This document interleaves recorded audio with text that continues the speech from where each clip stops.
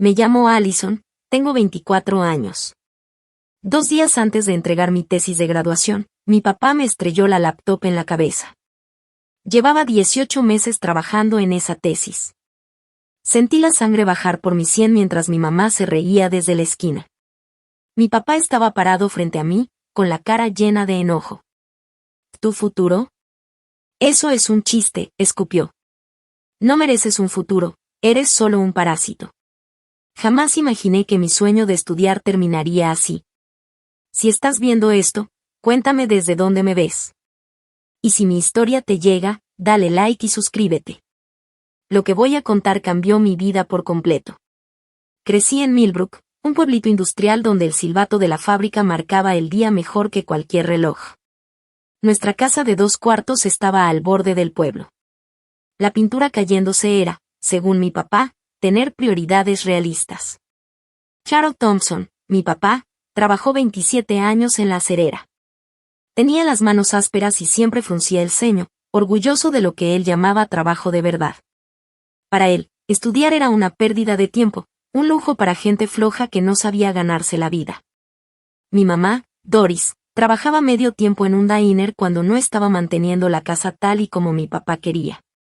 Aprendió rápido que llevarle la contraria significaba días de silencio frío o peleas explosivas. Con el tiempo, se volvió su eco, repitiendo sus opiniones para no convertirse en su blanco.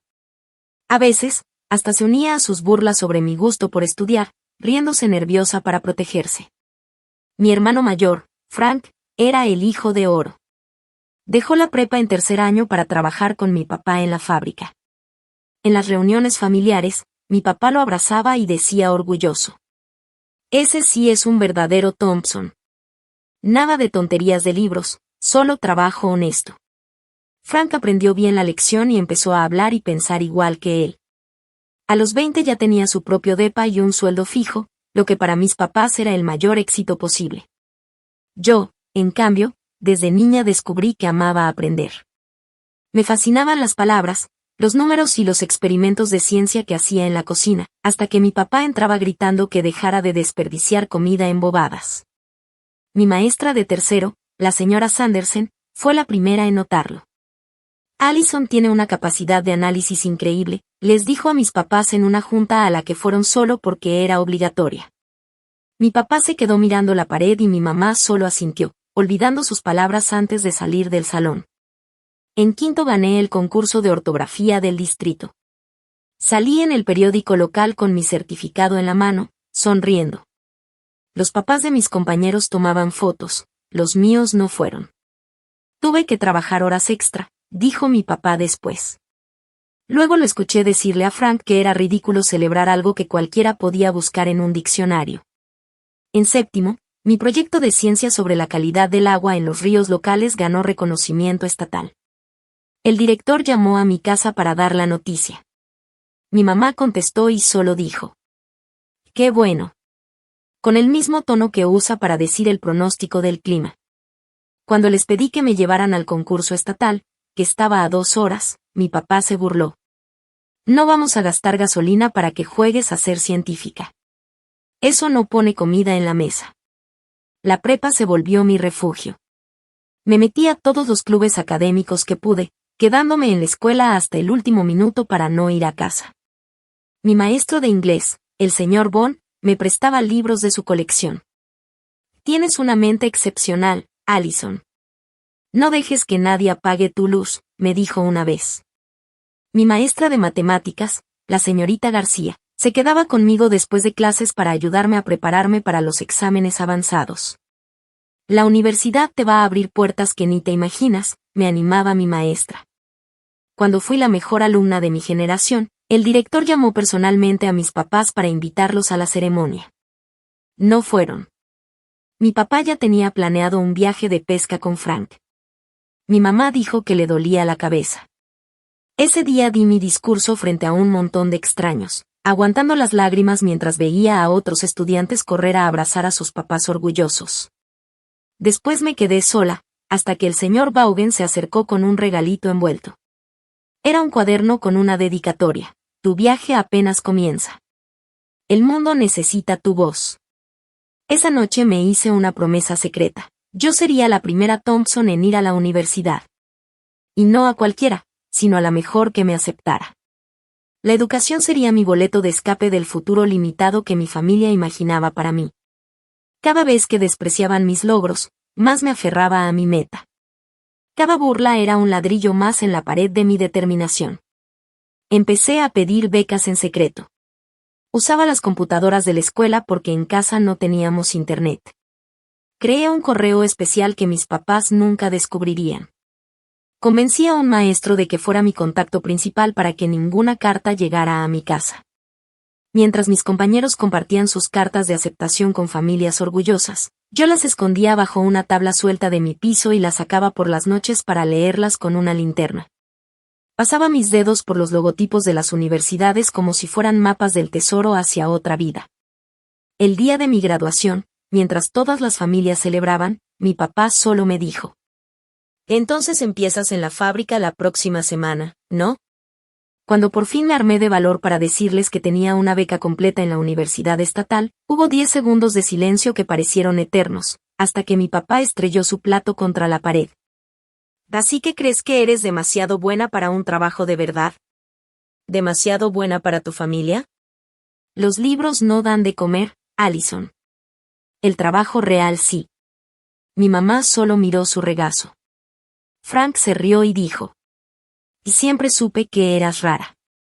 Esa noche empaqué lo poco que tenía, sabiendo que el puente con mi familia se estaba quemando detrás de mí. Aún con el miedo apretándome el estómago, cada cosa que ponía en mi maleta se sentía como recuperar una parte de mí que ellos nunca quisieron reconocer. Mi primer día de orientación en la universidad fue como llegar a otro planeta. Las familias descargaban coches llenos de cosas para los dormitorios, las mamás acomodaban las camas y los papás armaban muebles.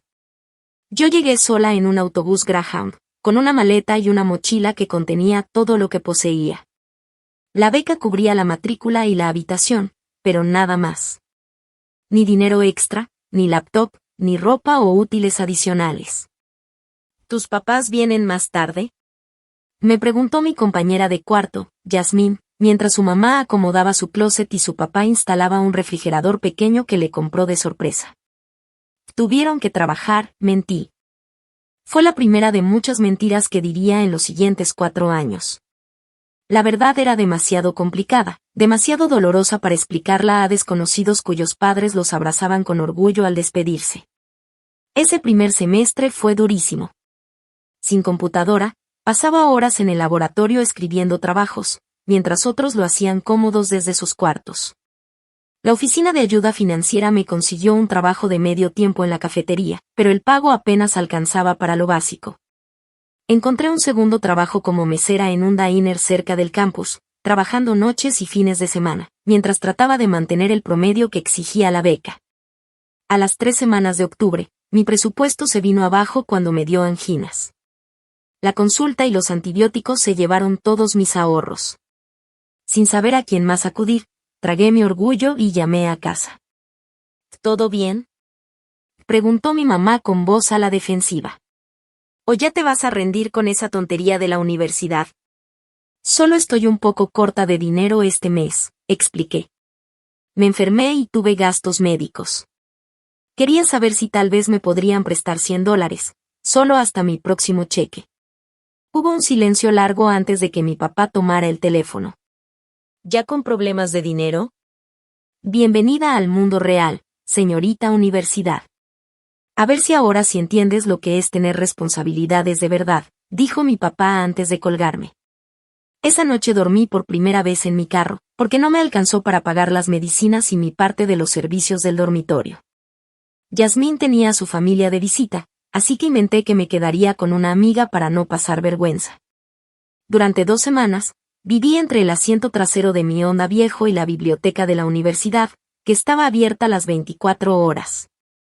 Me bañaba en el gimnasio antes de entrar a clases. Nadie lo notó. Me volví invisible, una más entre miles de estudiantes agotados. En acción de gracias, casi todos se fueron a casa. Yo tomé turnos extra en el diner, ganando doble y recibiendo buenas propinas de clientes que sentían lástima por la pobre estudiante trabajando en día festivo. Con ese dinero renté un estudio chiquito fuera del campus, más barato que el dormitorio. El barrio no era el mejor, pero era mío. A pesar de todo, me iba excelente en la escuela. Mis profesores empezaron a notar mi disciplina y mi curiosidad. La doctora Luis, mi maestra de introducción a la psicología, se volvió la primera de varios mentores que marcaron mi camino académico. Después de entregar un ensayo sobre el impacto psicológico de la inseguridad económica en las familias, me pidió que me quedara después de clase. Y este análisis tiene una profundidad impresionante, me dijo. ¿Has pensado en especializarte en psicología? Esa pregunta abrió una puerta que no sabía que existía. La psicología me dio una forma de entender mi propia vida. Cuanto más estudiaba sobre dinámica familiar, teoría del apego y factores de resiliencia, más reconocía patrones en mi infancia. El conocimiento dejó de ser solo un escape, empezó a sanar. Para segundo año, ya tenía una rutina pesada pero estable, clases en la mañana, biblioteca en la tarde, trabajo en la noche, tarea hasta altas horas. Vivía a base de sopa instantánea, comida gratis de eventos en el campus y, de vez en cuando, alguna comida que un profesor me invitaba mientras platicábamos de temas académicos. Aprendí a ubicar los edificios con mejor calefacción en invierno y mejor aire acondicionado en verano para ahorrar en mis recibos. En tercer año, conseguí un puesto como asistente de investigación que pagaba mejor que mis otros trabajos. El profesor Harrington me eligió entre decenas de candidatos por mi rendimiento. Tu forma de ver los factores socioeconómicos en la psicología familiar es muy poco común, me explicó. La mayoría de estudiantes de tu edad solo lo entienden en teoría. Si él supiera lo personal que era para mí. Cada teoría que leía iluminaba una parte de mi historia. Cada artículo me daba palabras para cosas que antes solo había sentido. En el último año, encontré mi verdadera pasión, estudiar cómo el ambiente familiar influye en el rendimiento escolar y el desarrollo psicológico. La ironía era clara, mi propia familia era mi mayor caso de estudio. Me gradué con honores y la máxima distinción del departamento. Varios profesores me animaron a aplicar a programas de posgrado, enviando cartas de recomendación llenas de elogios. Cuando me llegó la carta de aceptación junto con una beca como asistente de docencia que cubriría casi todos mis gastos, sentí que por fin había ganado. A pesar de todo, lo había logrado. En un momento de optimismo, llamé a casa para dar la noticia. Mi mamá contestó, con una voz que sonaba más cansada que como la recordaba. Me aceptaron en el posgrado del estatal, le dije, tratando de esconder el orgullo en mi voz. Con beca completa y un puesto como asistente de docencia, le dije a mi mamá. Hizo una pausa. Entonces, ¿más escuela? ¿Y cuándo piensas conseguir un trabajo de verdad, Allison? Este es un trabajo de verdad, mamá. Voy a dar clases y hacer investigación. Mi papá debió estar escuchando en la otra línea porque de pronto se metió. Así que la estudiante eterna sigue evitando madurar. Algunos hemos trabajado de verdad desde los 16, pero claro, eso está por debajo de la señorita que quiere ser profesora. Colgué poco después, recordando por qué siempre mantenía el contacto con ellos al mínimo.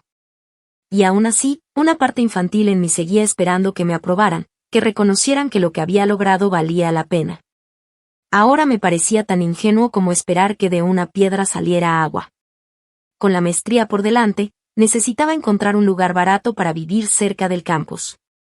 El sueldo como asistente cubriría lo básico, pero apenas. Después de hacer cuentas, tomé una decisión difícil, rentaría un pequeño departamento en mi pueblo, a 20 minutos de la universidad. Era mucho más barato que vivir en la zona estudiantil, y podía manejar el trayecto. Me convencí de que era solo por dinero, aunque, tal vez, una parte de mí todavía buscaba esa conexión familiar que nunca había tenido. La maestría intensificó todo, clases más pesadas, expectativas más altas, competencia más fuerte. Pero por primera vez me sentí en mi ambiente. Las dificultades de la licenciatura me habían preparado para esta presión, una que mis compañeros con más privilegios apenas empezaban a conocer. Me enfoqué en la psicología familiar, especialmente en cómo la actitud de los padres hacia la educación afecta el rendimiento académico y la autoestima de los hijos. Cada ensayo que escribía giraba en torno a este tema, viéndolo desde diferentes teorías. Mis profesores notaban la profundidad poco común de mi análisis. La mayoría de estudiantes de tu edad solo se acercan a esto desde la teoría, me comentó la doctora Westfield en uno de mis trabajos. El tuyo muestra una comprensión muy matizada de la experiencia vivida. Si ella supiera lo personal que era para mí. Cada estadística reflejaba momentos de mi infancia. Cada estudio de caso tenía ecos de mi historia. Yo era a la vez investigadora y sujeto, aunque escondía esa dualidad detrás de un lenguaje académico y una metodología impecable. A los 3 meses, mi presupuesto se vino abajo cuando mi carro necesitó reparaciones costosas. El sueldo apenas cubría renta, servicios y comida, no había nada para emergencias.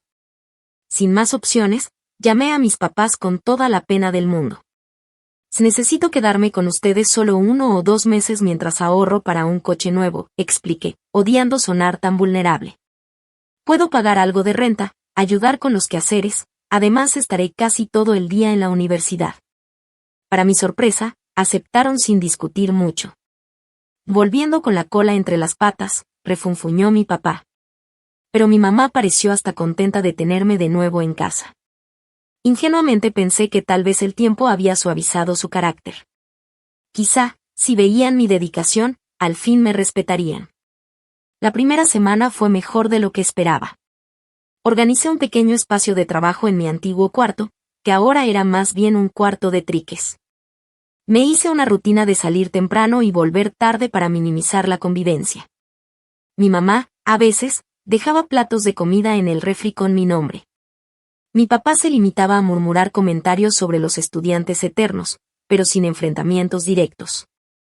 Esa paz frágil me permitió concentrarme en mi propuesta de tesis.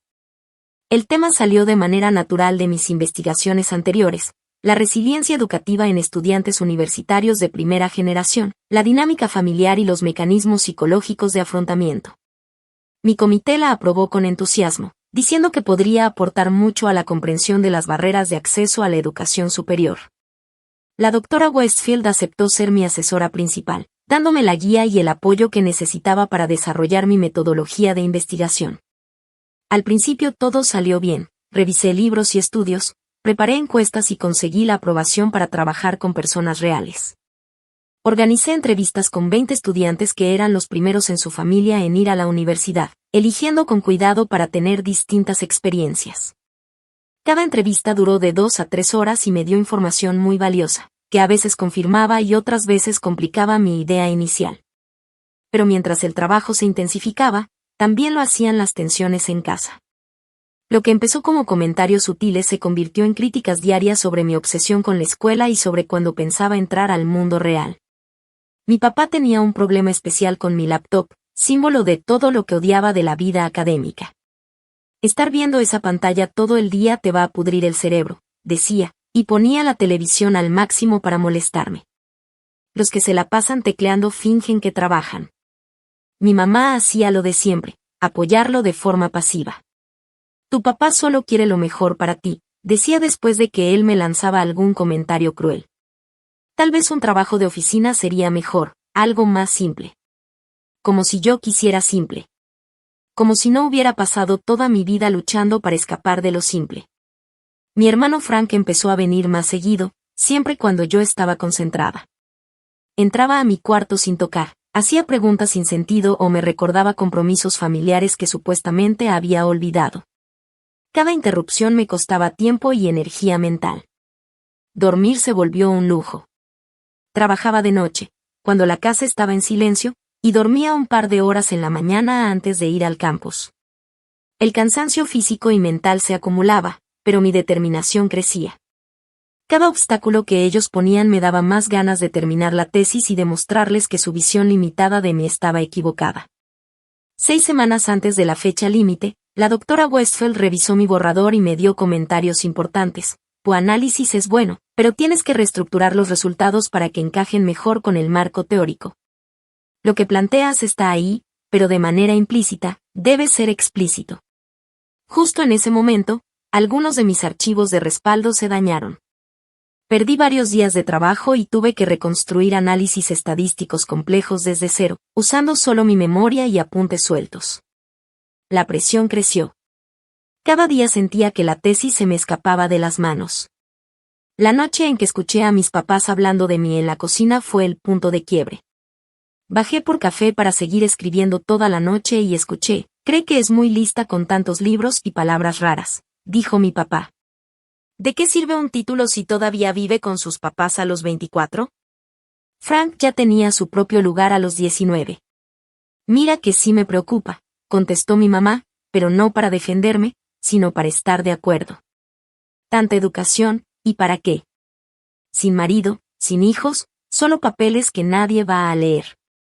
Pérdida de tiempo y dinero, concluyó mi papá. Debió ponerse a trabajar después de la prepa, como la gente normal. Subí a mi cuarto sin decir nada, con las palabras quemándome por dentro. Llenándome de coraje, trabajé 20 horas seguidas con café como gasolina. Cuando amaneció, ya había reconstruido los análisis y aplicado casi todos los cambios que pidió la doctora Westphal. La tesis estaba al 90%, con solo 48 horas para entregarla. Pero esa mañana, mi papá subió de nivel, entraba a mi cuarto cada media hora con tonterías para distraerme. Cada vez que lo hacía, mis pensamientos se dispersaban y me costaba más volver a concentrarme. Mi mamá también ayudó, pero a su manera, insistiendo en que comiera o en que hiciera tareas de la casa que, según ella, no podían esperar. Tu tesis ahí va a estar mañana. La familia es primero, dijo. Las últimas 24 horas fueron una batalla de voluntades. Me había pasado al comedor, el único lugar donde podía acomodar bien todos mis apuntes y libros. Mi papá, a propósito, prendió la tele en la sala de al lado, puso un canal de deportes y le subió al volumen al máximo. Cuando le pedí que le bajara, empezó a gritar sobre hijos malagradecidos y que en su casa se hacían las cosas a su manera. Esa noche trabajé sin parar, terminando las últimas correcciones. Cuando el sol empezó a filtrarse por las cortinas, solo me faltaba el formato y una última revisión. La entrega era al mediodía. Estaba muerta de cansancio, pero feliz, había vencido cada obstáculo que me pusieron. No era un trabajo cualquiera, mi tesis era buena de verdad, con aportes importantes para mi campo. Por primera vez en semanas, sentí un poquito de orgullo. Fue entonces cuando mi papá entró al comedor, taza de café en mano, y todo cambió. Ese día amaneció con una calma engañosa. Los pájaros cantaban, el sol se colaba por las persianas baratas. Yo llevaba casi 36 horas despierta, sobreviviendo a punta de café negro y pura determinación. Me ardían los ojos, pero la satisfacción pesaba más que el cansancio. Solo faltaban unas horas y 18 meses de trabajo se iban a cerrar con la entrega de mi tesis. La casa estaba en silencio cuando fui a la cocina por mi quinto café. El reloj marcaba las 7:06 de la mañana. Menos de 5 horas para la entrega. Solo tenía que hacer la última revisión, dar formato a las referencias y preparar el paquete de envío. Si nada salía mal, terminaría con tiempo de sobra. Había montado mi oficina en el comedor la noche anterior, después de que mi papá se adueñara de la sala para ver un partido de básquetbol a todo volumen. Mis notas estaban acomodadas en montones ordenados, cada uno para una parte de la tesis. Mi laptop, vieja, comprada de segunda con lo que gané como maestra, seguía trabajando el documento. A las 7:30, mi papá salió de su cuarto. Normalmente no se levantaba antes de las 8 cuando tenía día libre, así que me dio mala espina. Se quedó en la puerta de la cocina, mirándome con ojos entrecerrados. ¿Todavía jugando al estudiante? Y dijo con su tono de siempre, medio burlón. La gente normal ya va de camino al trabajo. Me mordí la lengua para no contestar lo primero que pensé. Solo unas horas más. No caigas en el juego. Buenos días, papá, dije neutral. Ya casi termino. Tengo que entregar al mediodía. Él gruñó mientras servía café. ¿O entrega? Palabra elegante para decir tarea. A tu edad yo ya mantenía a una familia. Mi mamá apareció con los tubos aún en el pelo. Miró el comedor frunciendo la boca.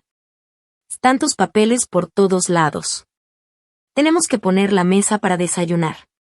Solo necesito unas horas más, respondí, intentando no sonar desesperada. Esto es para hoy. Son 2 años de trabajo. ¿Trabajo? Se burló mi papá desde la cocina. Trabajo es cargar vigas de acero con 40 grados de calor. Eso sí es trabajo.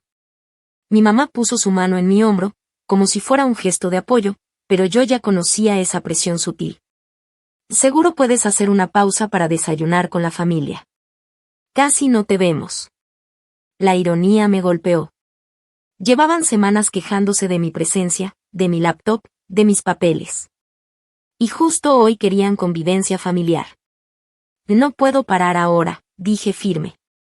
El formato es muy preciso y necesito concentración. Mi papá apareció en la puerta, apretando fuerte su taza de café. Y tu madre te pidió que quites la mesa para desayunar. No fue una sugerencia. Un tono que yo conocía muy bien, el que venía antes de los castigos y los arranques de ira.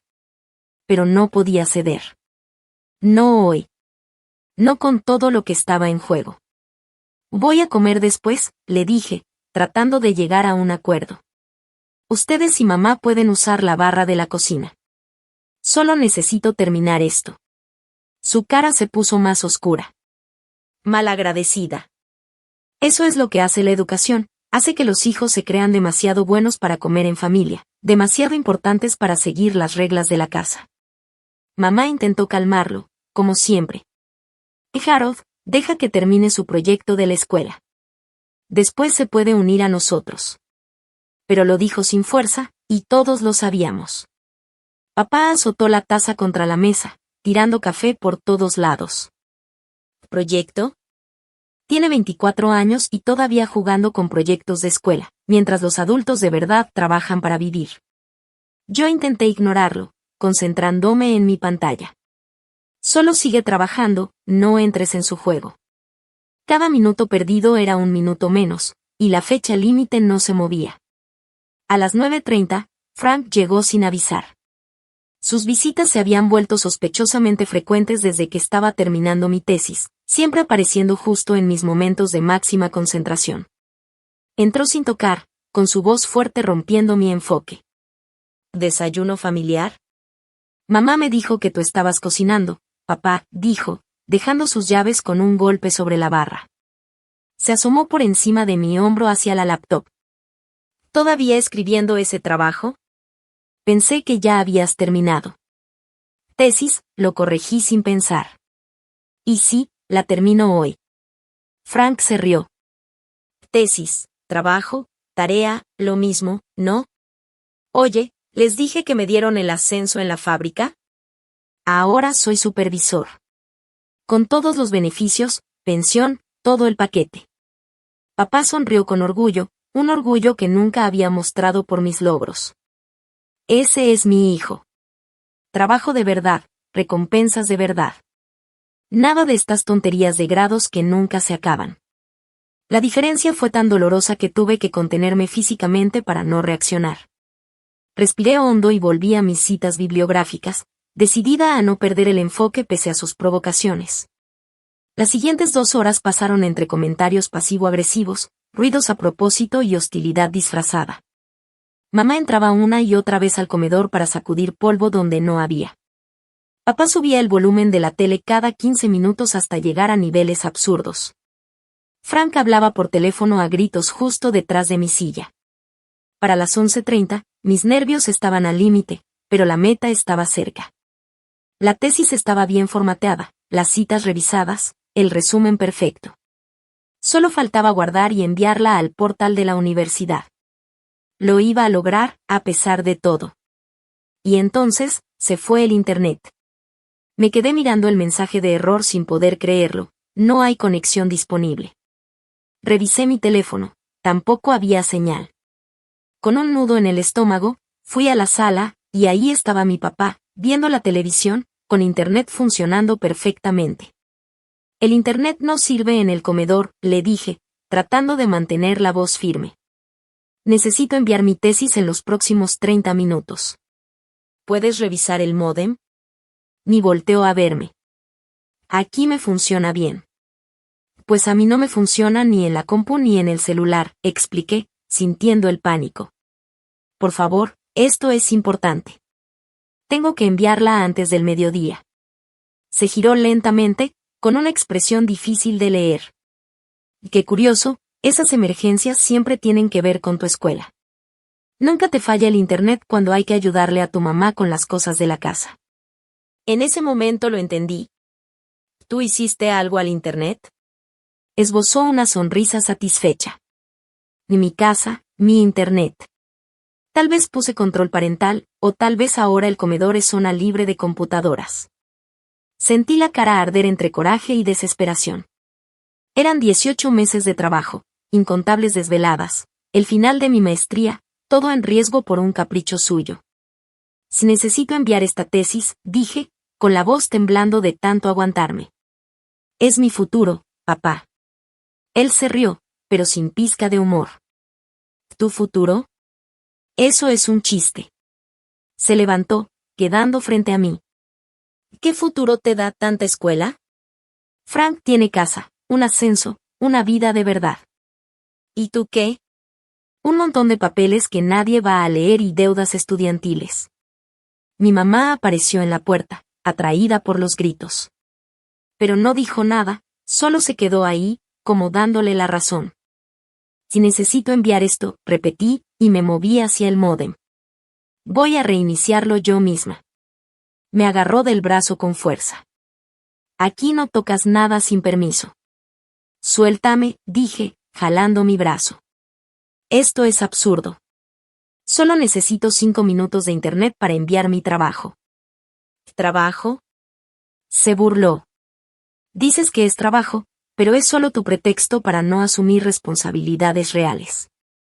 Es educación de lujo que te hace sentir mejor que nosotros. De pronto, todo se me aclaró. Que esto nunca ha sido por mi educación, le dije. Siempre ha sido por tu inseguridad. Te molesta que yo eligiera otro camino. Su cara se torció de enojo. Malagradecida. Y ahí hice lo imperdonable en esta casa, lo interrumpí. No, no soy malagradecida. Soy ambiciosa. Soy determinada.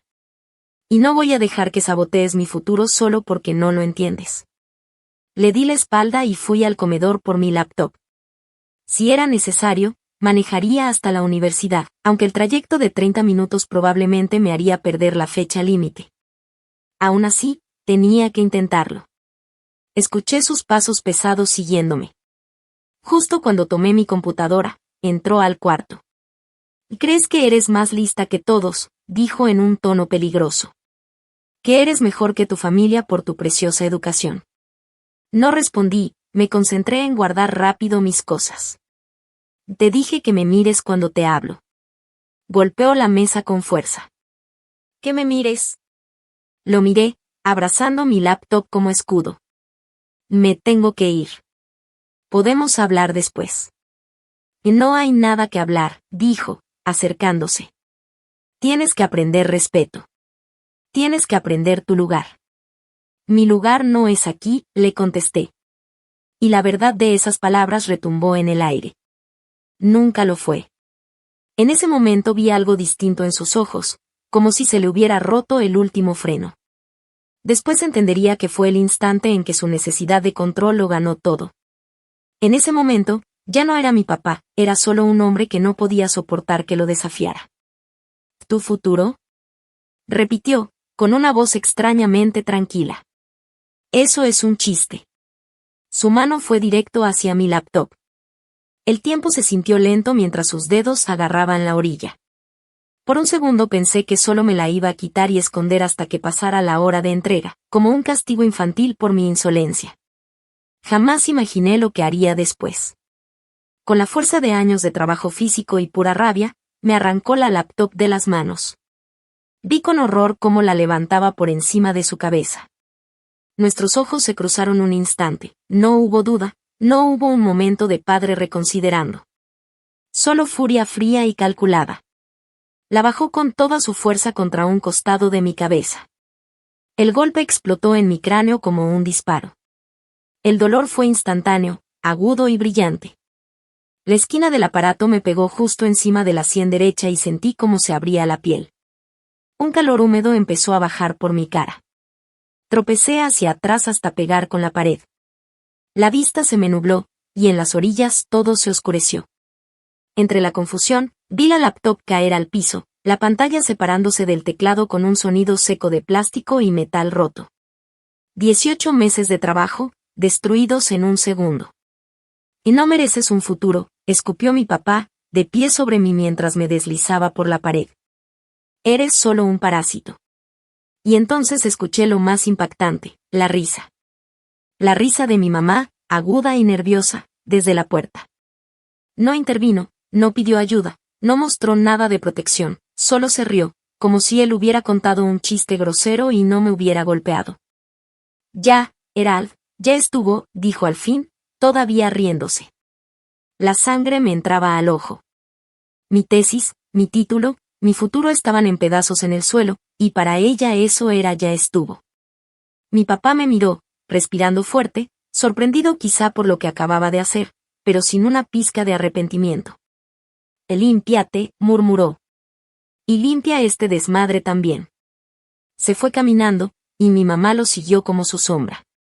Escuché los sonidos de la cocina, la cafetera, el refri, como si nada hubiera pasado. Como si no acabara de cruzar una línea que no se puede deshacer. Me quedé sentada en el piso varios minutos, sin poder moverme. El dolor en la cabeza latía con cada pulso. Cuando toqué mi sien, mis dedos salieron rojos de sangre. El corte era lo bastante profundo para necesitar puntos. Peor aún, sentía náuseas y mareo, quizá tenía una conmoción cerebral. Con las manos temblando, recogí los pedazos de mi laptop. La pantalla colgaba de un solo cable. La carcasa estaba quebrada y había pedacitos de plástico por todo el piso. Presioné el botón de encendido, nada. Ni un parpadeo. La máquina que guardaba toda mi carrera académica estaba muerta. Mi tesis. La fecha límite. El pánico me atravesó, más fuerte que el dolor físico. Tenía que recuperar mis datos, de alguna forma. Fui tambaleándome al baño para ver el daño. En el espejo, un tajo de casi 3 centímetros sobre mi sien derecha sangraba sin parar. El ojo ya se me estaba hinchando y sabía que mañana tendría un moretón enorme. Puse un trapo limpio en la herida, presionando fuerte para detener la sangre. Los síntomas de la conmoción eran más intensos ahora, la luz del baño me lastimaba y cada vez que movía la cabeza, el cuarto giraba. Debería ir al hospital, lo sabía, pero la hora de entrega pesaba más que mi salud. Ya eran pasadas las 11. Menos de una hora quedaba. Regresé al comedor, aún con el trapo en la cabeza. En algún momento, Frank había llegado y estaba sentado en la mesa, viendo su celular como si nada. Papá sí te dio duro, dijo Frank sin levantar la vista del celular. Ya debería saber que no se le contesta. La forma tan tranquila en la que aceptó la agresión, sin decir que estaba mal, me heló más que el golpe mismo. Para ellos, esto era normal. Esto estaba bien. Y necesito sacar mis archivos de la tesis de la laptop, le dije, ignorando su comentario. ¿Tienes una computadora que pueda usar? Debo entregar antes del mediodía. Se rió. ¿Todavía te preocupa la tarea después de que papá casi te manda al hospital? Estás mal de prioridades, hermana. Por favor, dije, odiando escucharme suplicar, pero ya estaba desesperada. Es mi tesis de posgrado, todo por lo que he trabajado. Solo necesito acceder a los archivos. Finalmente me miró y se encogió de hombros. Y ni modo, dejé mi laptop en casa. Además, la tuya ya valió. No hay forma de que saques algo de ahí. Sabía que tenía razón. El daño era grave, pero tenía que intentarlo. Con las manos temblorosas junté los pedazos rotos y mi mochila.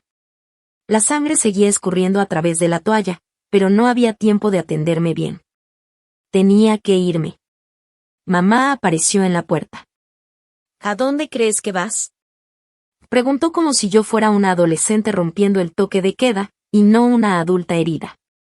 Al hospital y luego a la universidad, respondí sin mirarla. No podía ver a la mujer que se había reído mientras yo sangraba.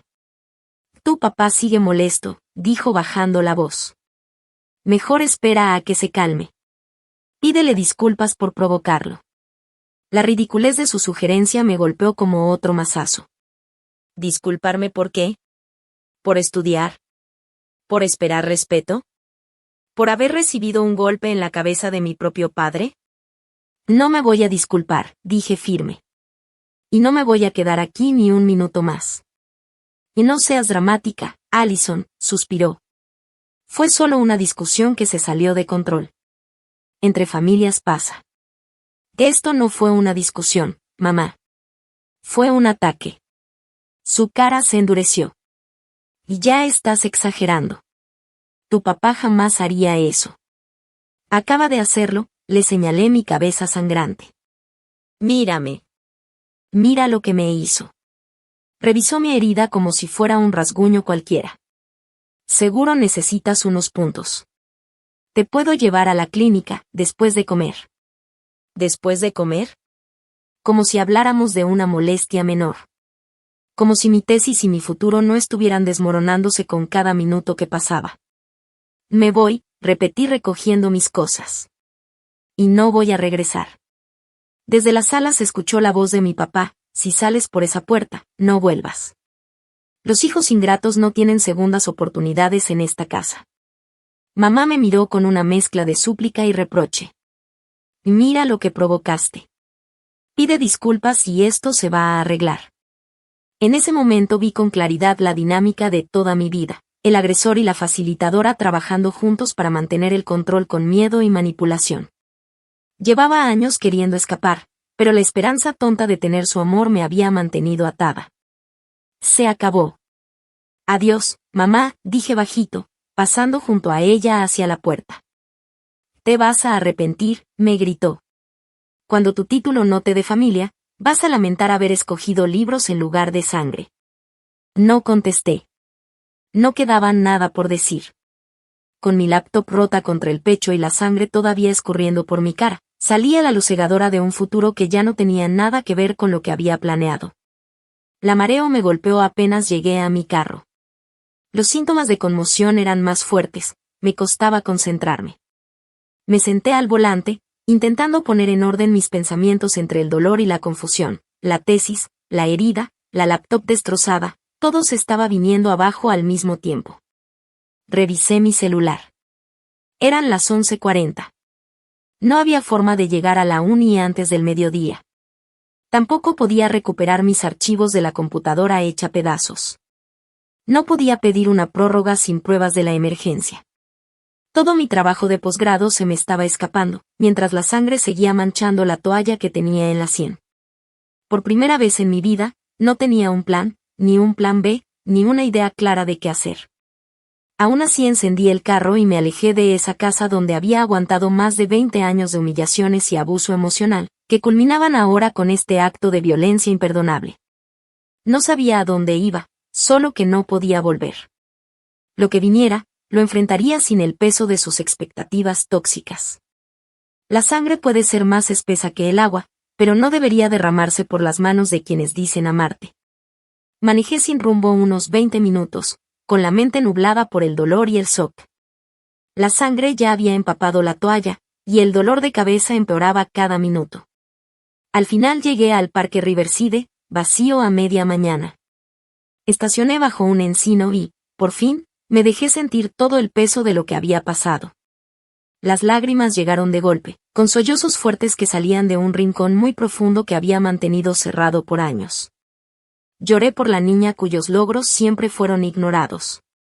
Por la adolescente que escondía las cartas de aceptación a la universidad como si fueran contrabando. Por la estudiante de posgrado cuyo propio padre destrozó su trabajo por envidia e inseguridad. Pero sobre todo lloré por la hija que pasó la vida buscando aprobación de personas incapaces de dársela. Un sonido en el celular cortó mi llanto. Era un correo de la doctora Westphal. Allison, se acerca la hora límite de entrega. Confirma el estado de tu tesis.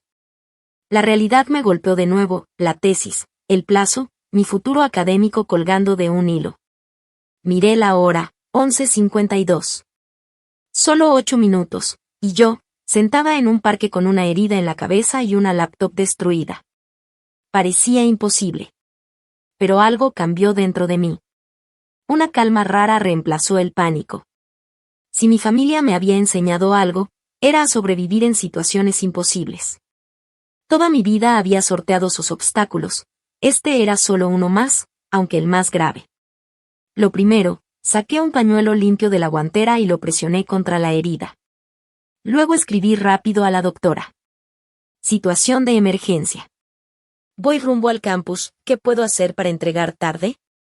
La respuesta llegó enseguida. ¿Qué tipo de emergencia? ¿Estás bien? Dudé un momento, pero decidí ser completamente honesta. Herida física que requiere atención médica. Laptop destruida. No puedo acceder a los archivos. Explico en persona. Arranqué hacia la universidad, despacio por el mareo. El celular volvió a sonar. Ve inmediatamente a servicios de salud universitarios. Yo te veo ahí. No te preocupes por la tesis ahora. Su preocupación, tan distinta a la reacción de mi familia, me sacó nuevas lágrimas. Seguí sus instrucciones y conduje con cuidado hasta el centro de salud. Cuando llegué, la sangre ya había atravesado el pañuelo y me corría por la cara. La recepcionista me vio y, sin decir nada, me pasó directo a una sala de examen. La enfermera que me atendió, una señora de mediana edad llamada Linda, con ojos amables y manos rápidas, me limpió la herida mientras me hacía preguntas suaves sobre lo que había pasado. Sin pensarlo, le conté toda la verdad. Mi papá me rompió la laptop en la cabeza cuando intenté entregar mi tesis. Decirlo en voz alta me sonó irreal. Linda se detuvo un segundo, pero siguió trabajando. La herida coincide con lo que me estás diciendo, respondió seria. Voy a documentar todo con detalle. El doctor vendrá pronto para ver si necesitas puntadas y también revisarte por una posible conmoción. Tengo una fecha límite para la tesis, expliqué, o más bien, la tenía, era al mediodía. Tu salud va primero, dijo Linda con firmeza. Las fechas se pueden mover por emergencias médicas, y esto definitivamente es una. En ese momento llegó la doctora Westphal. Al verme, su cara cambió un poco, perdiendo la compostura profesional. Dios mío, Allison, ¿qué pasó? Susurró. El doctor, que justo había confirmado que tenía una conmoción leve y necesitaba 4 puntadas, levantó la vista y preguntó. ¿Es usted su profesora? Soy su asesora de tesis, respondió ella. Su alumna tiene una lesión considerable en la cabeza.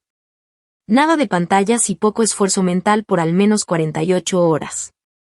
Por supuesto, la fecha de entrega queda cancelada, dijo sin dudar. Ya hablaremos de extensiones cuando se recupere. Mientras el doctor preparaba el material para coserme, la doctora Westphal se sentó junto a mí. Allison, la enfermera mencionó que tu laptop fue usada como un arma, ¿me puedes contar lo que pasó? Por segunda vez en el día, relaté todo. Ella escuchó sin interrumpir, su expresión cada vez más seria. Primero, tu tesis no está perdida, me aseguró. Me enviaste un borrador hace 2 días, así que tenemos al menos esa versión. Sentí un enorme alivio, con todo lo que había pasado, ya ni recordaba ese correo. Segundo, continuó, lo que te hicieron es una agresión y tenemos que reportarlo. La oficina de la policía del campus está justo al lado. ¿Estarías dispuesta a hablar con ellos cuando terminen de atenderte? Dudé un instante. Denunciar a mi propio papá era cruzar una línea de la que no habría vuelta atrás. Pero él ya había cruzado una peor al golpearme. Sí, respondí. Voy a denunciar. Las horas siguientes fueron un torbellino de procedimientos médicos y papeleo. El doctor me puso las puntadas mientras me explicaba cómo cuidarme. Un oficial del campus tomó mi declaración, fotografió mi herida y se llevó lo que quedaba de mi laptop como evidencia. La coordinadora de servicios estudiantiles me consiguió alojamiento temporal en un departamento para posgraduados, porque volver a casa no era opción. En todo momento, la doctora Westfield estuvo a mi lado, hablando por mí en las distintas oficinas. Me consiguió una extensión de 2 semanas para entregar la tesis y organizó que el departamento de informática intentara recuperar los archivos del disco duro, que milagrosamente seguía intacto. Y no sé cómo agradecerte, le dije, con la voz entrecortada. Y no tienes que agradecerme, contestó firme. Esto es lo que una comunidad académica debe hacer, apoyarse. Lo que te pasó es imperdonable, y asegurarnos de que puedas terminar tu trabajo pese a todo es lo mínimo que podemos hacer. Sus palabras me llegaron muy hondo. La idea de una comunidad que te apoya me resultaba tan ajena, tan fuera de lo que había vivido con mi familia, que parecía un mito, pero ahí estaba, convirtiéndose en ayuda real justo cuando más la necesitaba. Para la tarde, la crisis inmediata ya estaba bajo control, mi herida estaba atendida, el reporte a la policía hecho, la vivienda de emergencia asegurada y los ajustes académicos listos. El departamento de informática se había llevado mi laptop prometiendo intentar recuperar los datos durante la noche. Me dijeron que debía descansar y seguir el protocolo para la conmoción, nada de leer ni usar pantallas por al menos 24 horas. Mientras la doctora Westfold me acompañaba a mi nuevo alojamiento, me hizo una pregunta que me tomó por sorpresa. Allison, ¿es la primera vez que tu papá te agrede físicamente? Sí, respondí sin dudar. El abuso emocional ha sido constante, pero nunca me había golpeado. Ella asintió como si ya lo hubiera imaginado. Me explicó que muchas personas que estudian psicología familiar lo hacen por experiencias personales, y que ahora entendía por qué yo tenía una visión tan clara de las dinámicas familiares. Llegamos al departamento de emergencia, sencillo pero cómodo. Antes de irse, dejó una tarjeta sobre la mesa. Es del centro de consejería de la universidad. Hay psicólogos de guardia las 24 horas. Lo que viviste es traumático. Te haría bien hablar con alguien. Cuando se fue, me senté en la cama sintiéndome agotada en todos los sentidos. Tenía la cabeza palpitando, pero lo que más me pesaba era la imagen de mi papá rompiéndome la laptop en la cabeza y la risa de mi mamá. Tomé la tarjeta y el teléfono. Había cargas que simplemente no podía llevar sola. A la mañana siguiente, tocaron a mi puerta. Era un técnico de la universidad con un disco duro externo en la mano. Pudimos recuperar casi todos tus archivos. El disco interno estaba en buen estado, me dijo. Todo está aquí. Le di las gracias con las manos temblorosas por la mezcla de medicamento, cansancio y alivio. Me dejaron una laptop prestada, conecté el disco y ahí estaba mi tesis, intacta, salvo por los últimos cambios que había hecho esa mañana. Era un milagro. Aún con dolor de cabeza y mareos, decidí terminarla. Pasé horas puliendo el formato y corrigiendo lo último. Al final de la tarde la envié. El correo de confirmación decía, tesis recibida, entrega registrada. 5 palabras que eran mi victoria contra todos los intentos de mi familia por detenerme. Ese día entendí que mi familia, en vez de apoyarme, había intentado destruirme, pero esa misma oposición me había hecho más fuerte. Mi mejor venganza no era el enojo, sino mi éxito. Con esa certeza, llamé a la oficina legal de la universidad para iniciar una orden de restricción. Había puentes que no solo debía cruzar, sino quemar para siempre. Mi recuperación física empezó con 4 puntadas sobre la sien derecha. La cicatriz quedaría como un recordatorio permanente del momento en que corté el último lazo con mi familia. Los síntomas de la conmoción duraron casi 3 semanas, pero poco a poco mejoré. El día de mi defensa de tesis llegó un mes después. Me presenté frente al comité con la seguridad de alguien que ya había sobrevivido lo peor. Las preguntas fueron duras pero justas, y respondí con claridad. Al final, la doctora Westfold sonrió y anunció. Máximos honores. Decisión unánime. Esas palabras seguían dándome vueltas en la cabeza mientras caminaba por el campus. Máximos honores. Después de todo lo que pasé, no solo lo logré, sino que destaqué. Se sentía bien, pero lo más importante era saber, dentro de mí, que había resistido obstáculos enormes. Ningún reconocimiento externo podía igualar la fuerza que descubrí en mí misma. La orden de restricción contra mis papás se aprobó sin problemas. Ni siquiera se presentaron en la audiencia. Mandaron una nota por su abogado diciendo que siempre he sido exagerada y que solo busco atención. El juez revisó mis expedientes médicos, el reporte policial y las fotos de mi herida, y dijo que su respuesta era preocupante por cómo minimizaba una agresión comprobada. Me dio la orden por el tiempo máximo permitido y la opción de renovarla si fuera necesario. Cuando llegó el verano, la universidad me dio una noticia inesperada. Había una vacante para asistente de investigación con pago y vivienda en el campus para el próximo año escolar. La doctora Westfold me recomendó. Me explicó que mi tesis había llamado la atención por cómo relacionaba la dinámica familiar, la resiliencia educativa y la experiencia de estudiantes de primera generación, temas importantes para la universidad. Acepté sin pensarlo. 2 meses después del ataque, ya instalada en mi nuevo departamento y trabajo, alguien apareció en la puerta de mi oficina. Era Frank, parado en el pasillo, con una mezcla rara de nervios y orgullo. ¿Podemos hablar?, me dijo, sin el tono altanero de siempre. Me quedé quieta, tocando instintivamente la cicatriz en mi sien. Depende de lo que quieras decir. Él bajó un poco la mirada. No vengo a defenderlos. Lo que hizo papá estuvo mal. Muy mal. Me sorprendió escucharlo decir eso. Frank siempre repetía lo que papá decía, reforzando cada crítica hacia mí. Mamá y papá andan diciendo que te caíste y te pegaste en la cabeza con la mesa, continuó, pero yo vi la laptop rota. Sé lo que pasó en realidad. ¿Y apenas ahora lo admites?, pregunté. Sí, debí decir algo ese día. Debí detenerlo o ayudarte después. No dijo perdón, pero en mi familia, esa forma indirecta de hablar era lo más cercano a una disculpa. ¿Por qué estás aquí, Frank?, pregunté. Sacó una cajita de su chamarra y la puso sobre mi escritorio. Para reemplazar lo que se rompió. Adentro había una laptop nueva, mucho mejor que la que papá destrozó. El gesto me conmovió, aunque sabía que no arreglaba nada de fondo. Gracias, dije despacio, pero una computadora no borra lo que pasó. Lo sé, respondió. Nada lo borra. Papá cruzó una línea ese día. Mamá también, con su reacción. Y, he pensado en cómo siempre te trataron diferente a mí.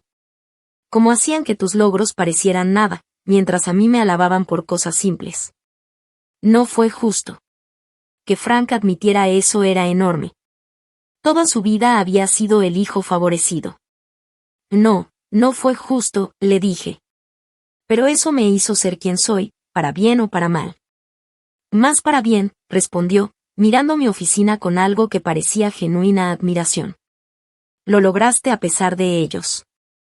Tal vez, en una forma rara, lo logré hasta por ellos. Esa idea me sorprendió. Quizá Frank entendía más de lo que yo pensaba. ¿Vas a mantener contacto?, me preguntó antes de irse. No con ellos, solo conmigo. Me gustaría saber cómo estás. Pensé bien mi respuesta. Frank había sido parte de la dinámica familiar que terminó en violencia, pero también era un producto de ese mismo ambiente que casi me destruye. Podemos intentarlo, le dije despacio. Era una puerta pequeña, pero importante. Poder reconstruir conexiones familiares a mi manera era un poder que nunca había tenido. Con el tiempo, mi puesto como asistente de investigación se volvió más estable, y empecé a usar mis experiencias para crear programas de apoyo a estudiantes universitarios de primera generación con familias difíciles. Sin contar los detalles traumáticos, podía conectar con jóvenes que enfrentaban lo mismo, padres que no apoyaban, que desanimaban, que incluso saboteaban sus metas. Les decía: a veces, la resistencia de tu familia a tu educación no tiene que ver contigo, sino con sus inseguridades. Buscar el conocimiento reta el orden que conocen, desafía su manera de ver el mundo y les recuerda las oportunidades que no tuvieron o las decisiones de las que se arrepienten. Ese enfoque ayudó a muchos a no tomarlo como algo personal, sino a verlo como un problema del sistema, no como un fracaso propio. Transformar mi dolor en ayuda para otros fue un regalo inesperado. 1 año después del ataque, me invitaron a presentar mi investigación en un congreso nacional sobre igualdad educativa. Al estar frente a cientos de maestros e investigadores, sentí una profunda satisfacción. El camino que mi papá literalmente trató de golpearme para que dejara, me había llevado a reconocimiento profesional, a un trabajo con sentido y a una comunidad que valoraba lo que mi familia había despreciado. En mi ponencia expliqué: la resiliencia educativa no solo es seguir estudiando a pesar de las barreras económicas. También es mantener la fe en ti mismo cuando quienes deberían ser tu mayor apoyo se convierten en tus principales obstáculos. La ovación que recibí fue increíble, pero lo mejor pasó después, cuando estudiantes se acercaron para decirme que mi manera de explicar las cosas les ayudó a entender su propia situación. Había convertido un trauma personal en algo que beneficiaba a otros. Sobre mis papás, mantener distancia fue lo más sano. A veces Frank me daba noticias, seguían igual, minimizando la agresión como si fuera un malentendido y pintándose como víctimas de una hija ingrata. Su incapacidad para aceptar la verdad confirmaba que hice bien en alejarme. Con el tiempo entendí algo importante, su trato hacia mí nunca tuvo que ver conmigo. La rabia de mi papá, la complicidad de mi mamá, el silencio inicial de mi hermano, todo venía de sus propios miedos y carencias. No justificaba lo que hicieron, pero me liberó de pensar que yo podía haber hecho algo para ganarme su aprobación. La respuesta era simple, nada. Mis logros eran un espejo que no podían soportar, así que trataron de romperlo. Pero al alejarme, encontré la libertad de crear mi propia idea de familia, colegas que me apoyaron, estudiantes con historias parecidas, mentores que vieron mi potencial. Ellos se convirtieron en mi familia elegida, unida no por sangre, sino por respeto y cariño genuino.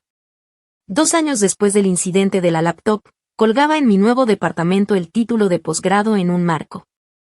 La cicatriz en mi sien era ya una línea plateada apenas visible, como muchas cosas de ese día, no desapareció, pero ya no me definía, se volvió parte de mí.